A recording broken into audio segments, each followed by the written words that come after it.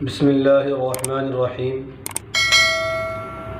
سوال یہ ہے، ایک شخص نے سوال کیا ہے کہ ہمارے یہاں عورتیں جو ہیں وہ بیٹھ کر نماز پڑھتی ہیں، عورتیں بیٹھ کر نماز پڑھتی ہیں اور کھڑے ہو کر نماز پڑھنے کو وہ معیوب سمجھتی ہیں، عیب سمجھتی ہیں اور شرم محسوس کرتی ہیں، عار محسوس کرتی ہیں۔ تو کیا اس طرح بیٹھ کر عورتوں کے لیے نماز پڑھنا جائز ہے اور شریعت کی روشنی میں اس کا کیا حکم ہے؟ تو اس کا جواب یہ ہے کہ جس طرح مردوں پر قیام کرنا فرض ہے، یعنی کہ کھڑے ہو کر نماز پڑھنا فرض ہے، اسی طرح عورتوں پر بھی کھڑے ہو کر نماز پڑھنا فرض ہے۔ جیسے مردوں کے لیے حکم ہے ایسا ہی عورتوں کے لیے حکم ہے قیام کا۔ تو اب اگر کوئی عورت طاقت ہونے کے باوجود، ہمت ہونے کے باوجود، بغیر کسی شرعی عذر کے، بغیر کسی وجہ کے بیٹھ کر نماز پڑھتی ہے تو اس کا ایسا کرنا درست نہیں ہے، مکروہ ہے۔ اس کو کھڑے ہو کر ہی نماز پڑھنی چاہیے۔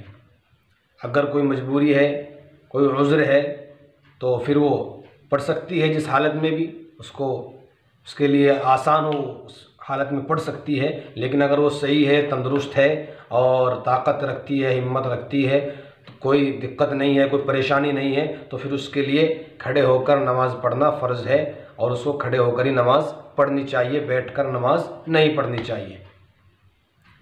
اسی کے ذیل میں ایک بات یہ بتانی ہے کہ جب ہم نماز پڑھتے ہیں اور قیام ہم کرتے ہیں، قیام کی حالت میں ہوتے ہیں، یعنی کہ کھڑے ہوتے ہیں، نیت باندھ لیتے ہیں اور نیت باندھنے کے بعد جب کھڑے ہوتے ہیں، سورہ فاتحہ پڑھتے ہیں، کوئی سورت ملاتے ہیں تو اس کو قیام بولتے ہیں۔ تو اس حالت میں ہمیں دونوں پیروں کے درمیان، دونوں پاؤں کے درمیان 4 انگل کا فاصلہ رکھنا چاہیے۔ دونوں پیروں کے درمیان مرد حضرات کے لیے 4 انگل کا فاصلہ رکھنا چاہیے، یعنی کہ اتنی چوڑائی، اتنی جگہ دونوں پیروں کے درمیان خالی ہو کہ جس میں 4 انگلیاں آ جائیں، اتنی جگہ ہماری خالی رہنی چاہیے۔ اس سے زیادہ، اس سے کم ہو تب بھی کوئی حرج نہیں ہے، لیکن بہتر یہ ہے اور صحیح طریقہ یہ ہے کہ 4 انگل کا فرق ہمارے دونوں پیروں کے درمیان رہے۔ عورت کے لیے یہ حکم ہے کہ وہ دونوں پیر ملا کر رکھے۔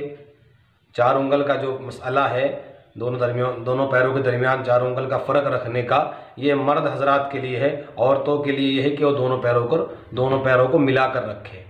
تو یہ مسئلہ تھا۔